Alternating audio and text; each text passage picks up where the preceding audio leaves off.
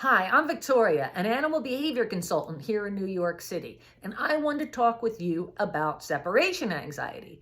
Here in New York City, it can be a huge problem because it's not only the dog that's anxious, the pet parent has to deal with the problem, but also the neighbors get involved because excessive vocalization can be one of the symptoms. So, what is separation anxiety? Well, separation anxiety is an anxiety that occurs when a dog becomes strongly bonded with their family or one family member.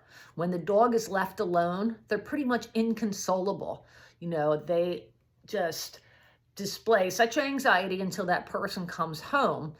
Can be a real problem. It's kind of like you left me and you're never coming back. And then they kind of figure out when you do come back, ooh, you do come home. But it's a thing that repeats every day. So separation anxiety can be equated to maybe a situation that humans can go through when they're kids. It's like the first day they're dropped off at kindergarten or daycare, but they've always been with their parent up until that time. Some children are inconsolably anxious when they're dropped off in these situations. The other children cannot do anything to calm them down. They don't want to interact with them. The teacher is of no consolation, and they just wait until that pet parent, or not their pet parent, their parent comes home, and that's the only thing that makes them feel better. It eventually goes away, and it can go away with help with your dog as well. So let's talk about what kind of dogs experience this. In my experience, a lot of dogs who have had transitions in their life are more susceptible to it. So say a dog's been in and out of a shelter or shifted homes. They've been passed from this home to that home. There's instability there. When they finally find a place where they have bonded with people, the people are attentive to them, there's a great relationship.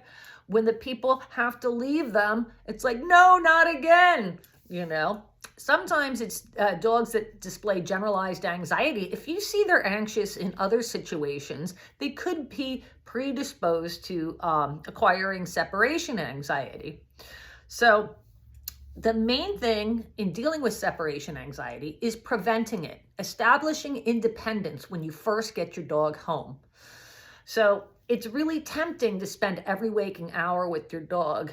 And if a lot of dogs, if you allow them to be next to your side 24/7, they will be, but it's important that you give them a little space and help them understand that being separated from you is not the end of the world and can actually be rather rewarding. So get yourself a baby gate, a dog crate, or an exercise pen. Get enrichment toys like Kongs or puzzles or something and fill them with food you never give them except for these times when they're left alone. Put them behind the baby gate for 10 minutes here, 10 minutes there. Give them that toy and just don't pay any attention to them. Let them enjoy the toy and then let them out. You're going to gradually increase the amount of time that they're left behind these barriers or in their crates, and you're going to move the barriers or crates. Once they get acclimated to them, move them further and further and further out of your sight.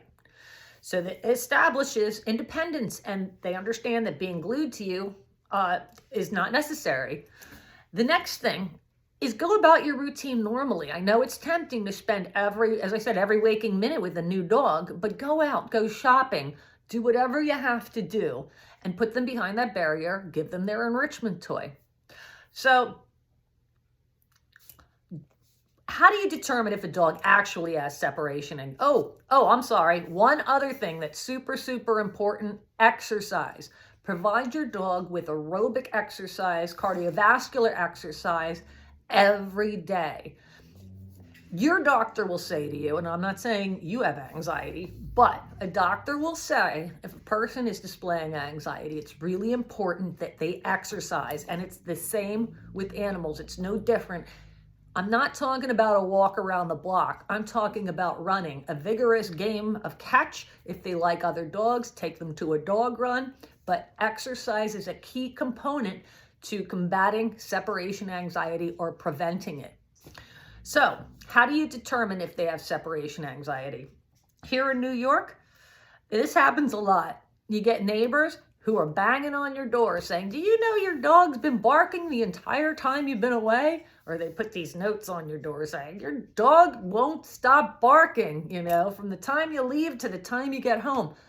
Sometimes that is the case, and sometimes it's not. Sometimes your neighbors don't really listen the entire time, and it's just a short portion of time they're talking about.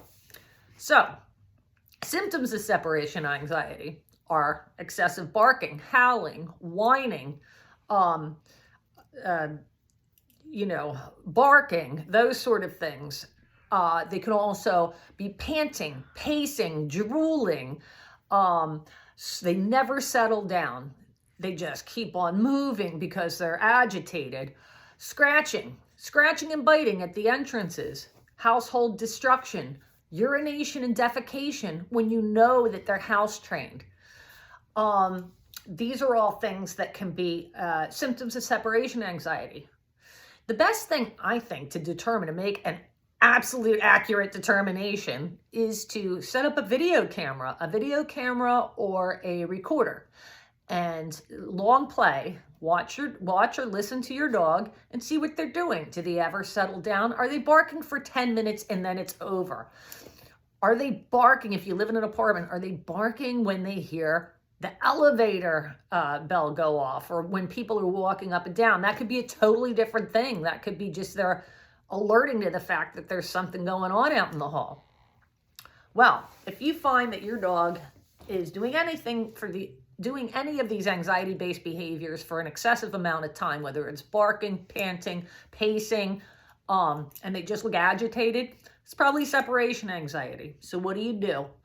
Well, first of all, blocking out the noise and creating a calm environment is very important. I suggest a white noise machine, a box fan, or putting on YouTube and playing a long play soundtrack that's made specifically to calm dogs down. It's very important to create a noise-free, well, it's not noise-free, but a calming environment with relaxing noise for your dog.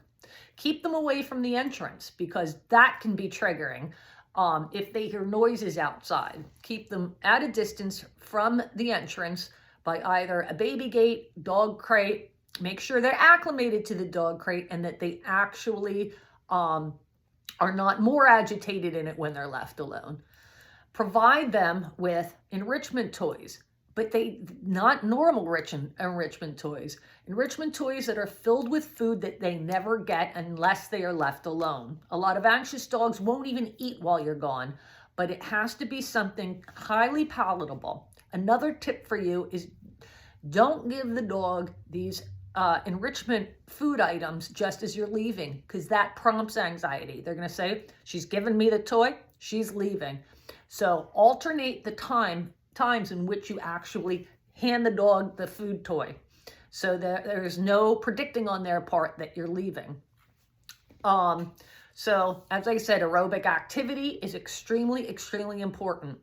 The more activity for the more anxious dog is only going to benefit them in the long run. So these are the things that I would suggest you do, and leave for short increments of time throughout the day. Set up that situation where your dog is separated from you. If they do display even if it's an ongoing it's already there. When you are home, put them behind a baby gate. Allow them to engage with that enrichment toy, and just move them further and further away from you gradually. So that will increase their feeling of independence. And a lot of times separation anxiety goes away. You'll notice that when you bring a dog home, they might experience it for six weeks, a little more than 6 weeks. That seems to be how long it goes on for, if it's not an extreme case. But if you find that with all these exercises, it still doesn't go away, it's not getting any better, then please call a professional, because you might have to adjust your treatment plan. But if I were to tell you the main things that you should keep in mind: exercise, Establish independence through separating the dog just a little from you for small increments throughout the time you are together. Provide them with enrichment toys that are stuffed with food they never get except when they're alone. And find out if they actually do have separation anxiety, because it might be something else. Anyway, thanks a lot, and please leave a comment if you have any questions. I'd be happy to answer them.